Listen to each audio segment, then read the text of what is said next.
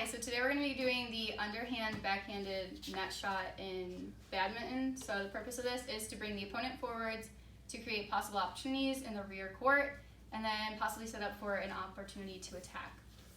Today we'll be going over 3 focuses, which are the backswing, the forward motion, and then the follow through. Then we'll be going through a task, which is the target practice, and then an extension task for that. So I don't have a net, which is why we're down here.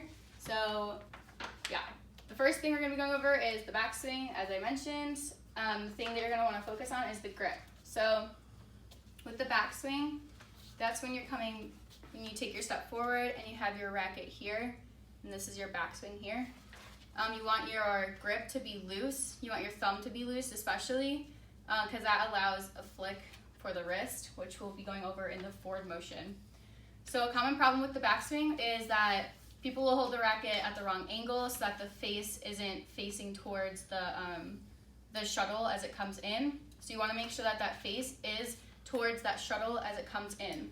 A lot of people will slant it either to up so that that will make the shuttle go straight up. Then we'll be going into the forward motion, which will be focusing on the wrist action. And this is when you want to use the body's momentum to lunge that dominant leg, and then slightly forward. The shuttle should be forward when you try and hit it, so that you can have a little wrist action here to swing through it. This isn't like a tennis swing where you just kind of bring your arm around with that trunk action. You really want to get your wrist into it, because that flick is what sends the shuttle over the net. So a common problem with that is like people will be hitting it like a tennis stroke instead of a wrist motion. So now we'll be going to the follow through, which is you want to focus on that bounce back. So before you hit or you attempt to hit shuttle, you're kind of down here in your ready position, waiting for the hit, anticipating that hit.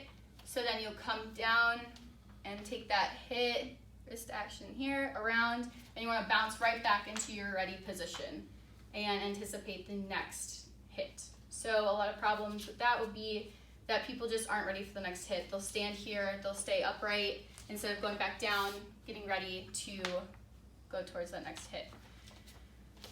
Cool.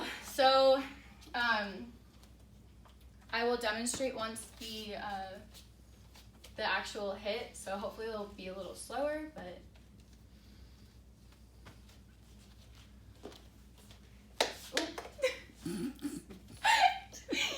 so you want to take that step forward and get a little wrist action. And then one more. Step forward towards it and around. Okay, so now we're going into our target practice, which is our task. So for this, we are going to have 2 players, and you're going to be on the same side of the court or somewhere in the grassy area. You're going to have a target and a target to aim at, actually, for your hit. And so here's player A, and then there's player B. And you're going to want player A to hand toss your shuttle to player B. Player B is going to backhand it towards the target that you set out, and you're going to want to land that on the target. So yeah, that's the first practice. You do not want them to hit over the net yet, just because it would be too soon if they're just starting out playing badminton. It'll give them kind of not as much satisfaction as actually making on that target a couple times. But then you'll want to go into the extension task, which is almost exactly like this, except you are going over the net now. So you have 1 player on each side of the net, player A and player B, and then player A hand feeds the shuttle over to player B, just over the net, nice and easy. And then player B will utilize that underhand swing to send the shuttle over the net, and we'll have some goals here.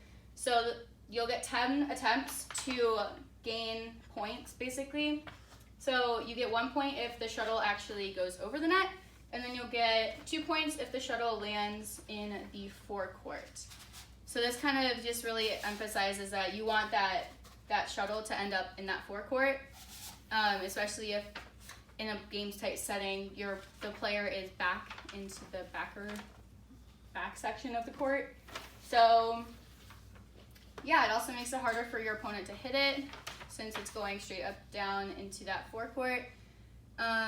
Yeah, so today we went over the underhand, backhanded net swing for badminton, and you want to make sure that you have that backswing with a relaxed grip, a forward motion with your wrist action, a follow through with a bounce back into your ready position.